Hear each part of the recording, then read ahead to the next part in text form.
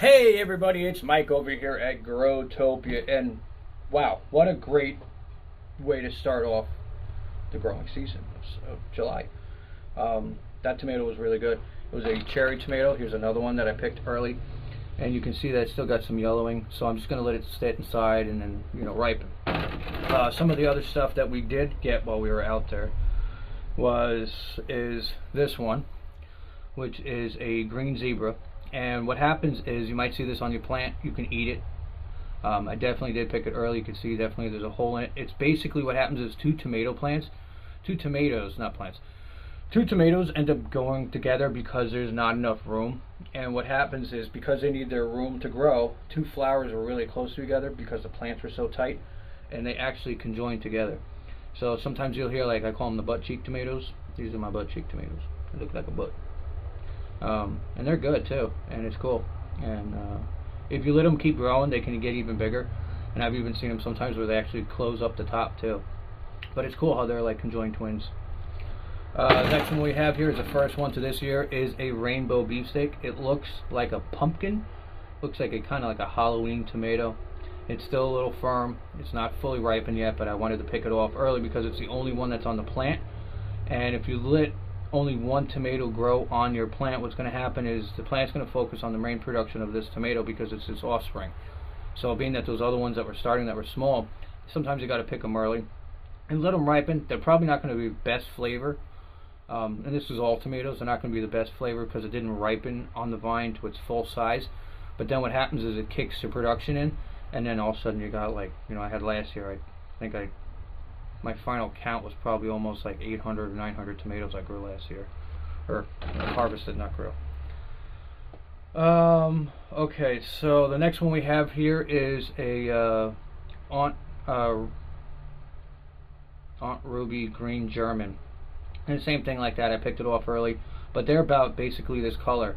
And what's cool is that there's all different kind of colored tomatoes out there. You got pink tomatoes, you got red tomatoes, you got green tomatoes, you got multicolored tomatoes, you got yellow tomatoes, you got blue tomatoes that are kind of like a violet, you got white tomatoes as well,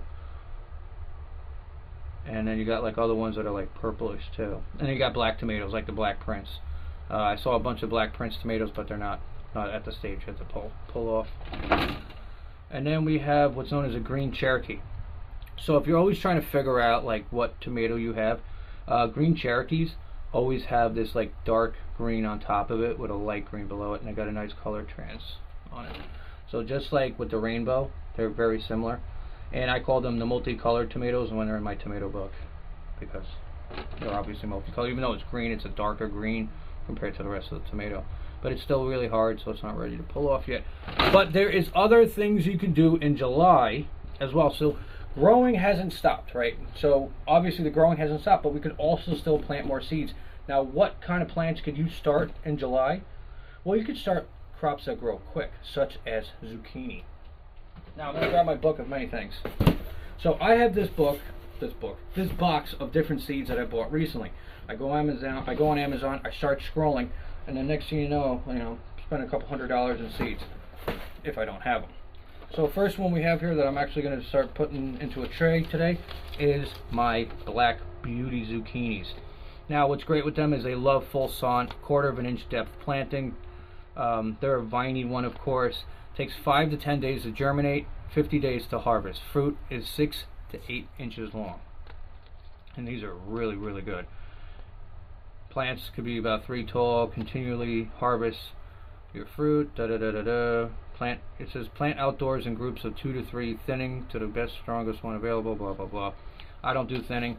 I believe that thinning is just bad altogether. Another one to grow to is really cool, start growing, is your ground cherries. Now, ground cherries, they have a little husk on them, and the time that you pick them is when they fall off. Now, ground cherries is a endangered heirloom that is making a comeback. This rare tomato-like variety produces an abundance of golden fruits with a pineapple vanilla flavor. I've never had them before, and when I was watching this guy in Jersey who had them, or maybe it was in California, I was like, wow, these are really cool. The thing is, though, it says start indoors 4 to 6 weeks before setting outside. Keep growing medium between 70 and 80 degrees. Tomatoes love the heat, harden off plants, transplant outdoors into fertile, well-draining soil. Fruit fall to the ground when ripe. Consider using landscape cloth for easier harvest. Or just do what I do, is go outside 8 plant time. So I'm going to be planting those as well. Let's see what else. Other things I got that are kind of cool looking, and this is a non-edible one, but is these fire pokers. Look at this thing. That thing looks pretty cool. So it comes up as a grass with these like weird, cool looking flowers on them. So even though sometimes a lot of stuff I'm growing isn't always for eating, but it's also some really cool stuff. I got different types of seeds here and there. Oh my god. Here's another type of one. This is a hot poker, the fire dance. The perennials. I have no idea what that is. And then my mammoth sunflower seeds. But I figure I'm just going to give them to my little farming squirrel so he can plant them for me.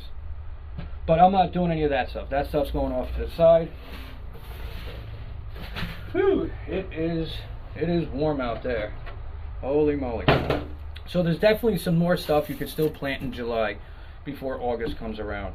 And if you guys are looking to get your seeds early, let's go to the Bible, to figure out what you want to start getting yourself ready to actually start planting in August. Now this is an all year thing. Everybody goes, oh my god, once you're done, you know, in the beginning of the year, no, I'm constantly planting, I harvest all year round. And once I build the monster house, that's going to be 14 feet long by 10 feet wide, and it's like 10 feet tall, then I'll be able to grow specific things in there, such as like my blueberries, to keep them away from my squirrels, because they get very vindictive to me sometimes. They like to take my things. It's alright. Honestly, I'd rather they eat them than they rot.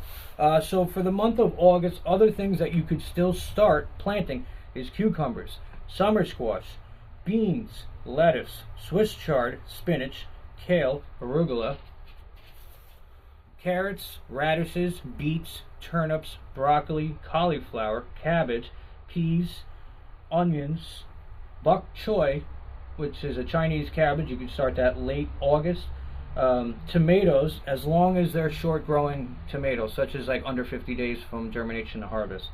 You could also do dill as well for the month of August. Those are the plants that I look at that I might be possibly planting, because as the temperature starts to go down a little bit, that's when you could start planting your carrots, your radishes, your beets, your turnips, your broccoli, your cauliflower, and your cabbages. And I got those already started, and those are going to be then, that are in here, are going to then go into the bedroom, and then they go from the bedroom into the greenhouse, and from the greenhouse they go into the orchard, and there's stuff in the greenhouse and the bedroom that have to go out into the orchard, such as the cabbages. So anyway guys, this is Mike over here at Growtopia. I hope you guys got something out of it. I hope you got something interesting. Go out there and grow something and pick your own food like I just did. I just had my own tomato. I didn't have to go to the store and spend money on it and worry about what's inside of it. I know what's inside of it, because what's inside of it is what I put in my soil. Everything is safe, natural, it's all organic. All the fertilizer that I do use, I make sure it's safe, that it's actually coming from reputable places that are actually not from a lab. And I have a water test kit. I test my water, I test my soil content as well to make sure everything is right, and it's great. I'm taking a bite out of nature. Anyway guys, like, subscribe, share it with your friends and family. This is Mike. I got some sewing to do. Later.